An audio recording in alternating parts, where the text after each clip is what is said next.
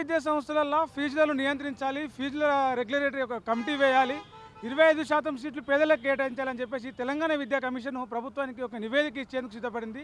దీనికి సంబంధించి ప్రైవేట్ స్కూల్లో ఫీజులు ఎట్లా ఉన్నాయి, ఫీజులతో ఇప్పుడు ఎట్లా ఉందని చెప్పేసి మనం గ్రౌండ్లోకి వెళ్ళి జనాల్లోకి వెళ్ళి తెలుసుకుందాం రండి. సరే, ఏమైనా కానీ గవర్నమెంట్ స్కూల్లోనే చాలా వరకు బెటర్ అండి ప్రైవేట్ స్కూల్ కంటే. ప్రైవేట్ స్కూల్ అనేది ఏంటంటే అది నిలువు దోపిడీ. వాళ్ళు ఇష్టానుసారం ప్రకారము డబ్బులు వసూలు చేస్తారు మామూలుగా. మీ పిల్లలు మీ పిల్లలు చదువుతున్నారా ప్రైవేట్ స్కూల్లో? ఏ స్కూల్లో చదువుతున్నారు? ఎంత ఫీజులు కడుతున్నారు మీరు? సంవత్సరానికి ఎట్లా లేదన్నా కానీ ఇద్దరు కలిపితే కానీ 80-90 వేలు అవుతున్నాయి సార్.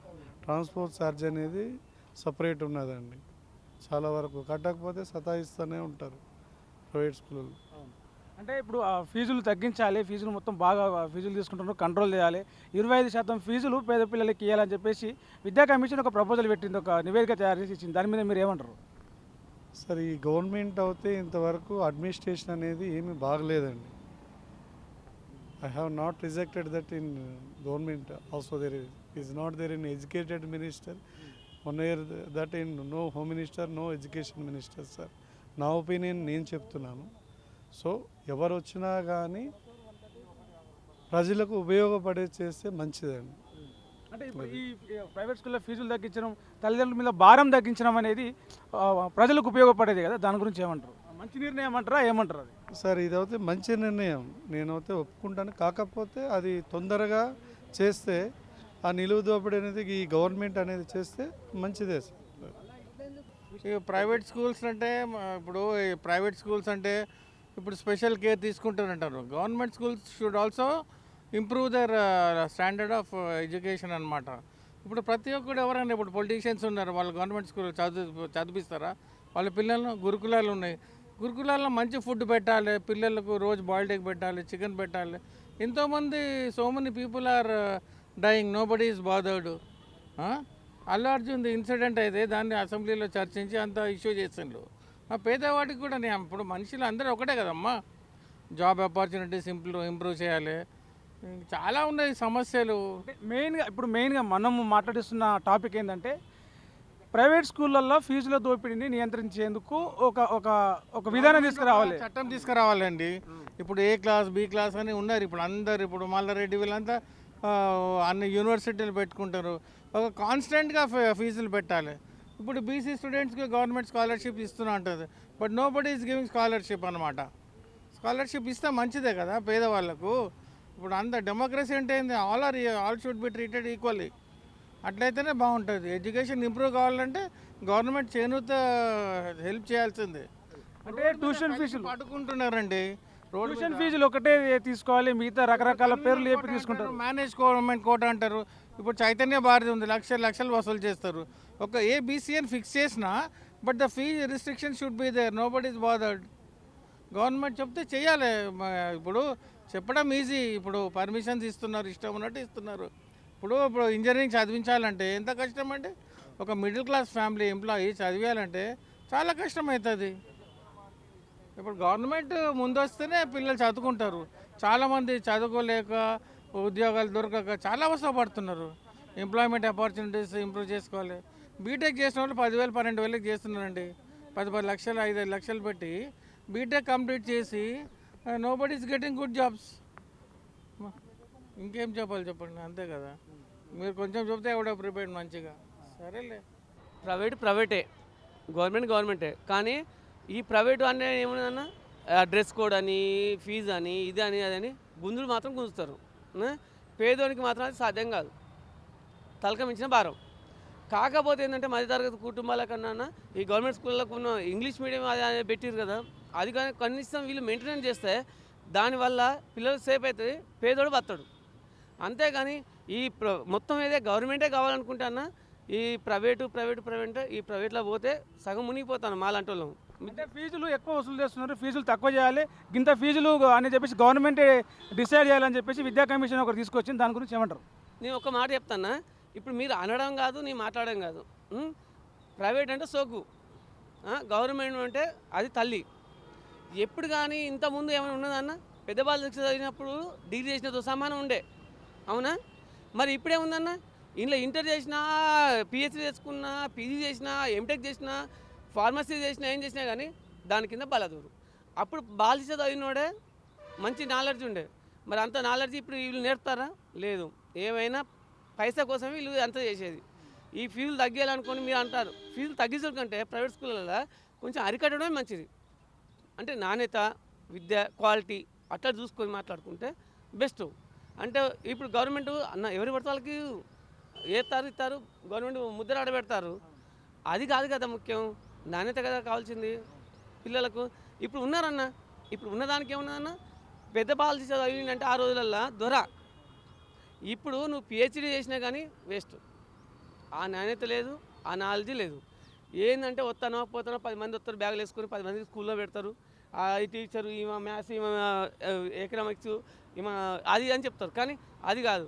పిల్లలకు వచ్చే నాణ్యత ఏంటి అంత ఎక్కడ వస్తుందన్నా రాదు. ఇప్పుడు లాస్ట్కి వచ్చేసరికి తెలుగు రాతానికి కూడా పిల్లలు ఇబ్బంది పడతారు. అవునా కదా? ఆ తెలుగు రాతానికి కూడా అంటే అన్న దానికి కూడా కావాల్సింది ఏంటంటే ఆ స్కూల్లో ఉన్న వాళ్ళని ఫస్ట్ టీచర్స్ని అడగాలి. ఫస్ట్ తెలుగులో విన్నావా?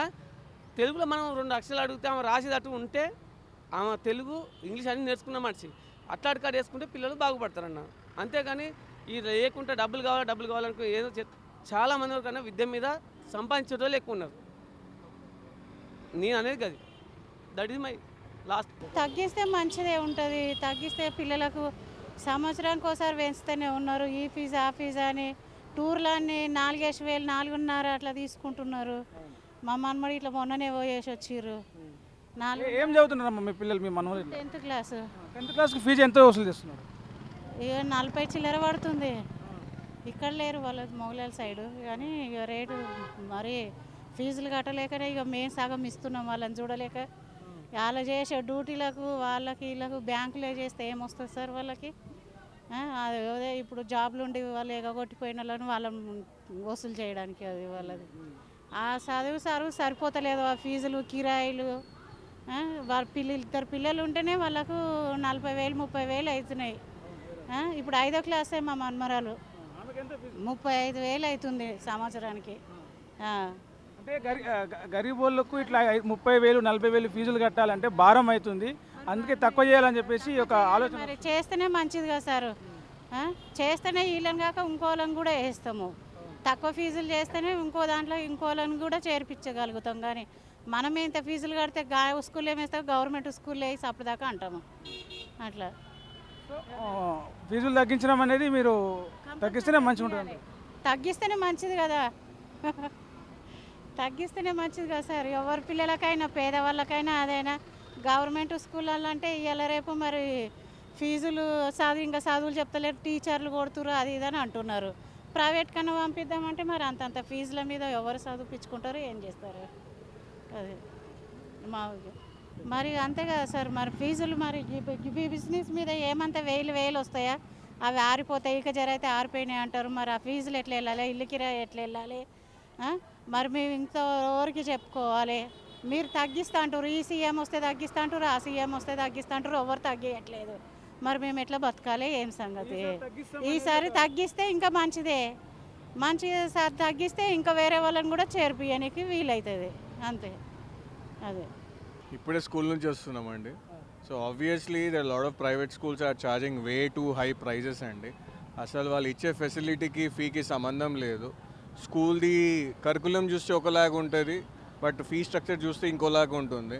స్పెషలీ ఇంటర్నేషనల్ స్కూల్స్ అని పేరు పెట్టేసుకుంటున్నారు, కానీ లక్షలు దోసుకుంటున్నారు. ఆ రియల్గా స్టూడెంట్స్కి ఆ బేసిక్ ఫెసిలిటీస్ అవన్నీ ఇస్తున్నారు లేదా అనేది చూస్తలేరు. ఆ లాజికల్ ఎబిలిటీ, స్ట్రాటజికల్ ఎబిలిటీ ఏమి లేదు. ఏసీ ఫెసిలిటీ పెట్టేస్తున్నారు, ఏసీ బస్ ఇస్తున్నారు, కానీ at the end of the day అబ్బాయి అమ్మాయి ఏం నేర్చుకుంటున్నారు అనేది చూస్తలేరు. కానీ గవర్నమెంట్ ఒక కొంచెం రూల్ తీసుకురావాలి, స్పెషలీ ఈ ప్రైవేట్ స్కూల్స్కి. ఎంతవరకు అది న్యాయం అనేది చూస్తలేరు. ఎవరికి వాడు దోసుకుంటూ ఉంటున్నారు. కానీ middle class and lower middle class people అయితే చాలా కష్టపడుతున్నారు. ఈ బాగా ఎక్కువ ఫీజులు వసూలు చేయడం వల్ల middle class people, poor people వాళ్ళు బాగా సఫర్ అవుతున్నారు కదా ప్రైవేట్ స్కూల్లో పిల్లల్ని చదివించలేక. దాని గురించి ఏం చెప్తారు? 100% కదా సార్. ఇప్పుడు మేము 1,000 రూపాయల మనం ఒక 1 year చదువుకున్నాము. నేను మంచి స్కూల్ లిటిల్ ఫ్లవర్ హై స్కూల్లో చదువుకున్నాను. కానీ ఇయాలో ఏం స్కూల్స్ అదే, ప్రతి స్కూల్ గల్లీకి ఇంటర్నేషనల్ అని పేరు పెడుతున్నారు, కానీ లక్షలు తీసుకుంటున్నారు. దానికి రియల్గా ఒక బోర్డు, ఒక ట్రస్ట్ లాగా ఫామ్ అయ్యి కొన్ని పాలసీస్ అండ్ ప్రొసీజర్స్ తీసుకొస్తే పేరెంట్స్కి కూడా చాలా బెటర్ ఉంటుందని మా కోరిక సార్. ఇంకోటి ఏంటి అంటే గవర్నమెంటే మంచిగా చేస్తే ప్రైవేట్ స్కూల్లో చేర్పించే అవసరం ఉండదు. మీరు చూసారు గవర్నమెంట్ స్కూల్లో టాయిలెట్స్ బాగుండవు, అవేమీ బాగుండవు. అలాంటప్పుడు ఆబ్వియస్గా మేము ప్రైవేట్కే వెళ్ళాల్సి వస్తుంది. అది కూడా పేరెంట్స్ బర్డనే అవుతుంది. సో రెండిట్లో ప్రాబ్లం ఫేస్ చేసేది మేమే కదా. ఇప్పుడు ఓకే, కొన్నిట్లో ఫీజు ఎక్కువనే ఒప్పుకుంటాను, కానీ కొన్నిట్లో అంటే ఈ టైంలో 60s అనేవి నార్మల్ అయిపోతున్నాయి. 60,000 అనేది ఎందుకంటే ఎర్నింగ్ అలానే ఉంది, అది అన్నది అంతకు మించి ఉంటే మాత్రం ఇట్ ఇస్ అ ప్రాబ్లం అని చెప్తాను. అదే లోవర్ మిడిల్ క్లాస్కి అంటారా, గవర్నమెంట్ ప్రొవైడ్ చేస్తే ఎందుకు వెళ్తారండి? ఏ గవర్నమెంట్ స్కూల్లో మీకు నీట్ వాష్రూమ్స్ ఉన్నాయి చెప్పండి? ఈవెన్ దే ఆల్సో ప్రైవేట్ అనే కాదు, అందుకే ప్రైవేటైజేషన్ ఎక్కువైపోయింది. గవర్నమెంటే మంచి చేస్తే ఆ ప్రైవేటైజేషన్ ఎందుకు వస్తుంది మనకి? గవర్నమెంట్ మంచి చేయండి ఫస్ట్, తర్వాత ప్రైవేటైజేషన్ గురించి ఆలోచించవచ్చు. ఎవ్వరు కూడా వెళ్ళాలి పైసలు వేస్ట్ చేసుకోవాలని అనుకోరు. ఇప్పుడు అమెరికాలో చూస్తే మనం చూస్తాం కదా ఎన్ని ఉంటాయో. ఇక్కడ ఏడుంది దోచుకోవడం తప్ప ఎక్కడన్నా వీళ్ళకి పెడదామనేది ఉందా? ఉంటే లోవర్ మిడిల్ క్లాస్కి ఎంతో హెల్ప్ఫుల్ అవుతుందండి. ఈ విధంగా అయితే చెప్తాను అంతే. ప్రైవేట్ స్కూల్లో ఫీజు ఎక్కువ ఉన్నాయి, గవర్నమెంట్ స్కూల్లో ఫీజు తక్కువ ఉన్నాయి. ఆల్మోస్ట్ ఇప్పుడు మాస్టర్ కావాలంటే మాస్టర్ మంచిగా చదివిస్తలేరు గవర్నమెంట్ స్కూల్లో. దానికోసం ప్రైవేట్ స్కూల్లో పంపిస్తున్నారు. ఇది ఫీజు ప్రైవేట్ స్కూల్లో ఎక్కువనే ఉంది. ఈ ప్రకారంగా మీరు ఏం పని చేస్తారు? ఎంత ఎంత ఫీజులు ప్రైవేట్ స్కూల్లో ఎంత ఫీజులు కట్టగలుగుతున్నారా? ఇప్పుడు ప్రైవేట్ స్కూల్లో మా పిల్లలకి అంటే 30,000 ఇది ఉంది, ఫీజు ఉంది. మనం చేస్తాము లేబర్ పని చేస్తాము. అలా లేబర్ పని చేసి అట్లా కూలినాలి పని చేసుకునే వాళ్ళకి ప్రైవేట్ స్కూల్లో 30,000 40,000 ఒక్క పిల్లగానికి కట్టనీకే ఇబ్బంది అవుతుందంట. ఇబ్బంది ఉంది. దానికోసం కూడా ఇంకా మంచి చదవాలి అనుకొని ప్రైవేట్ స్కూల్లో పంపిస్తున్నాము. మా కష్టం ఏదైనా ఉన్నది, పిల్లలు మంచిగా ఉండాలా, వాళ్ళు మంచిగా చదువుకొని పెద్ద పోస్టులో పోవాలా అనుకొని స్థాపకంగా పంపిస్తున్నాం ప్రైవేట్ స్కూల్లో. ఫీజులు మాత్రం ఫీజులు ఎక్కువ ఉంది. కొంచెం అదే మనకు గవర్నమెంట్కి చెప్తామంటే తగ్గించాలా ఫీజు, లేకపోతే గవర్నమెంట్ స్కూల్లో మంచిగా చదివించాలా, ఆ ప్రకారంగా ఇది ఉంది. ఓకే నాకు చెప్పే గవర్నమెంట్ ప్రైవేట్ స్కూళ్ళలో ఫీజులు తక్కువ చేయాలి, 25 సీట్లు 125 సీట్లు గరీబోళ్ళకి ఇవ్వాలని చెప్పేసి ఒక ప్రపోజల్ అయితే ఒక డిస్కషన్ నడుస్తుంది. ఏమంటారు? ప్రైవేట్ స్కూల్లో మాత్రం ఫీజులు చాలా సంవత్సరం కింద పెరుగుతూనే ఉన్నాయి. ఈ సంవత్సరం మళ్ళీ కడతామంటే పెరుగుతుంది. మధ్యాహ్నం కట్టకపోతే కూడా పిల్లల్ని కాలేజీ నుంచి రిటర్న్ పంపిస్తున్నారు. కట్టకపోతే మన పిల్లలు ఏమైనా వేసుకొని ఇస్తామని ఇంట్లో బెదిరిస్తున్నారు. అట్లా కట్టాలన్నా చేయాలి. మేము పొద్దున్నే 6 గంటలకు పనికి వస్తే ఈ టైం అవుతుంది. ఏం పని చేస్తారు మీరు? ఏం పని చేస్తారు? ఎంత వస్తుంది మీకు? నెలకి ఎంత సంపాదిస్తారు? మాకు నెలకి 20 నుంచి 22 వరకు వస్తుంది. ఫీజులు పిల్లల ఫీజులు ఎంత? ఫీజులు ఇంచుమించు ఒక్కొక్కరికి సంవత్సరానికి 80 నుంచి 90 వేల వరకు ఉంది కాలేజ్ ఫీజు. భారం అవుతుంది, అధిక భారం. భారం చాలా భారం అవుతుంది. అప్పులు చేసి పెట్టినాం, 3 రూపాయలు ఇంట్రెస్ట్ తెచ్చి కడుతున్నాం. మంచిగా చదువుతారు మా పిల్లలు. మాలేక పని చేయొద్దు, మాలేక పని చేయకుండా మా పిల్లలు కూడా మంచిగా ఉండాలని మేము చదివిస్తున్నాం అప్పులు చేసి. ఊర్లో ఏమైనా పొలం ఉంటే కూడా పొలం కావులకో ఇవులకో వేసేసి ఇక్కడ వచ్చి పిల్లల్ని చదివిస్తున్నాం. మంచి చదువులు వస్తాయని చెప్పి హైదరాబాద్ తీసుకొని మంచి చదువులు వస్తామని చెప్పిస్తున్నాం. అట్లాంటిది ఏమైందంటే ఫీజులు కట్టని టైంకి ఒకసారి అటు ఇటు పండుగలో ఇండుగలు ఏమైనా వస్తే ఊర్లోకి వెళ్తాం కదా, ఆ టైం కట్టని టైంకి ఉంటే మీరు కట్టలేదు ఇటలేదు అనికేసి పక్కకి నిలబెట్టడం, ఇంటికి పంపించడం, ఆ పిల్లలు వచ్చి మా దగ్గర ఏడవడం. ఆ పిల్లలు ఏడుస్తారు. ఒక్కొక్కసారి ఏమవుతుందంటే చదివే మానేస్తాం నాయన, ఏదైనా మీరే పని చేస్తామంటే ఈ జనరేషన్లో ఆ పిల్లలకి పని చేస్తారా? చేయలేరు కదా. అంటే ఇట్లా పేదవాళ్ళకి భారం అవుతుందని చెప్పేసి ఫీజులు తక్కువ చేయాలనే ఆలోచన చేస్తుంది ప్రభుత్వం, గవర్నమెంట్. చాలా భారం అవుతుంది. ఫీజులు తక్కువ చేస్తే చాలా మంచిది మాకైతే. గంతే, వాళ్ళు మంచిగా చదవాలి, మా లేక ఉండకూడదు. వాళ్ళు మాత్రం వాళ్ళ కాళ్ళ మీద వాళ్ళు నిలబడాలి. తక్కువ చేయాలి అంతే.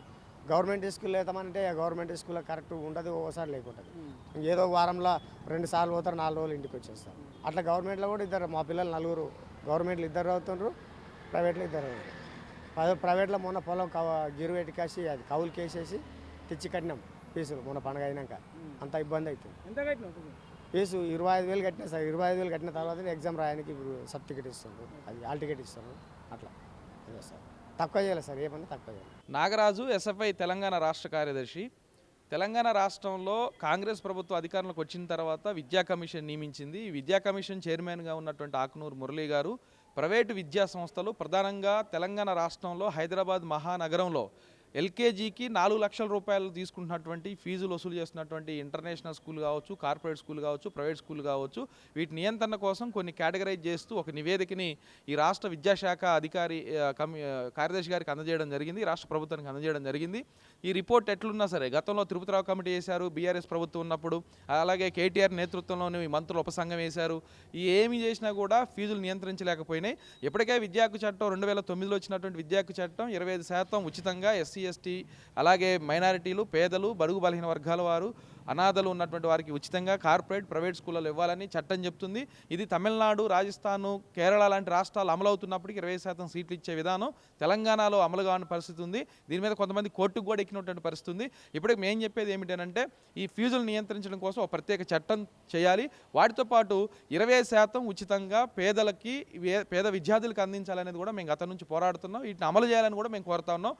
ఏ ప్రభుత్వం అయినా సరే వచ్చిన అధికారంలోకి దీన్ని మార్చకుండా ఉండేలాగా చట్టం చేయాలని కోరుతాను. ఎందుకంటే ప్రభుత్వం ఇచ్చే రాయితీలు, ప్రభుత్వం ఇచ్చే కరెంటు, వాటరు, ప్రభుత్వం ఇచ్చేటటువంటి రోడ్లు ఇవన్నిటిని వాడుకొని ఈరోజు ప్రభుత్వం ఇస్తున్నటువంటి రాయితీలు తీసుకొని కార్పొరేట్, ప్రైవేట్ స్కూల్ ఈరోజు వాళ్ళు వ్యాపారాన్ని వృద్ధి చేసుకుంటున్నాయి. కాబట్టి తక్షణం ప్రభుత్వం నిర్ణయించిన చట్టాన్ని అమలు చేసేలాగా చూడాలి. అలాగే ఈరోజు అడ్మిషన్లు ప్రారంభం కాకముందే ఇప్పటి నుంచే అడ్మిషన్ బోర్డులు పెట్టి మరి హైదరాబాద్ మహానగరంతో పాటు తెలంగాణ రాష్ట్రంలో విద్యానగరాలలో విస్తృతంగా విద్యా వ్యాపారాన్ని చేస్తున్నారు. Bus fee, tie fee, belt fee, అలాగే lab fee, shoe fee, uniform, రకరకాల యూనిఫామ్, రోజుకు ఒక యూనిఫామ్, టెక్స్ట్ బుక్లు, వీటి పేరుతో ఒక్కొక్క పేరెంట్కి సుమారు 10 లక్షల రూపాయలు ఎల్కేజీ నుంచి తీసుకుంటున్న పరిస్థితి ఉంది.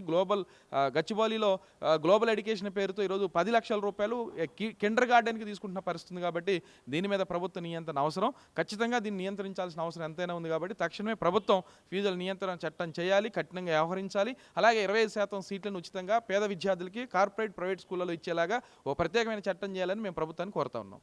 రాష్ట్రంలో ప్రైవేటు స్కూళ్ళల్లో ఫీజులు ఈరోజు అధికంగా తీసుకుంటున్నారు. దీనివల్ల ఈరోజు చాలామందికి పేదవాళ్ళకు ఈరోజు చాలా ఇబ్బంది పడుతున్న పరిస్థితి ఉన్నది. ఒకవైపు ఇప్పటికే అకాడమిక్ ప్రారంభం కాకముందే ఈరోజు వసంత పంచమి పేరుతోటి పాఠశాలలోకి ఈ రోజు జాయిన్ అయితేనే మీకు ఫీజులు తక్కువ అయితే అని ఈరోజు రాష్ట్రంలో పాఠశాలలు ఇప్పటికే ఆర్భాటంగా వాళ్ళు ప్రచారం చేస్తున్నారు. కానీ ఈరోజు రాష్ట్రంలో ఇప్పటికే పాండమిక్ తర్వాత రాష్ట్రంలో ఉపాధి కోల్పోయి తల్లిదండ్రులు చాలా ఇబ్బందులు పడుతున్నారు. ఫీజులు కడదామంటే కట్టలేని పరిస్థితి ఉన్నది. ఒకవైపు జీతాలు రాని పరిస్థితి రాష్ట్రంలో కనిపిస్తున్నది. కాబట్టి రాష్ట్ర ప్రభుత్వము, దాంతోపాటు ఈ రాష్ట్రంలో కాంగ్రెస్ ప్రభుత్వం అధికారంలోకి వచ్చిన తర్వాత పేద బడుగు బలహీన వర్గ ఎవరైతే ఉన్నారో వారందరికీ కూడా ఉచితంగా నిర్బంధ విద్య అందుతుంది. దాంతోపాటు ఈ రాష్ట్రంలో ప్రైవేటు స్కూళ్ళల్లో ఫీజుల నియంత్రణ చట్టం అమలు చేస్తామని చెప్పారు. కానీ ఇప్పటి వరకు కూడా ఎక్కడ కూడా అమలు చేయడం లేదు.